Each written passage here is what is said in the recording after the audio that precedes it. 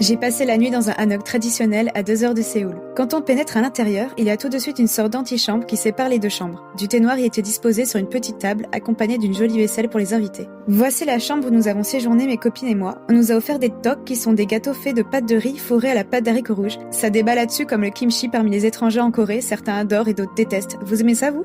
La guide touristique nous a demandé à ce qu'on apporte nos propres effets personnels, mais il y a déjà tout ce qu'il faut ici. Ils ont carrément pensé à mettre à disposition du spray anti-moustique. Bien sûr, c'est un hanok traditionnel, donc nous avons dormi sur des matelas assez fins qui ressemblent à des futons, je ne connais pas le mot en coréen. Dans un placard dormi une télé carrément. Saut 2022. Il y a un coffre-fort, donc on n'hésite plus à ramener ses cartes Pokémon quand on voyage. La lumière derrière cette porte, c'est pas le paradis, mais presque. C'est la salle de bain, dont la superficie me rappelle mon appart à Séoul. C'est mignon. Évidemment, la traditionnelle, mais très commune, douche à côté des toilettes qui est directement reliée au lavabo. Et voici une vue de toute la chambre. Elle peut accueillir idéalement 3 personnes. Pour le prix, c'est 100 000 won la nuit, donc un peu plus de 70 €, en sachant qu'un hanok entier peut accueillir jusqu'à 8 personnes.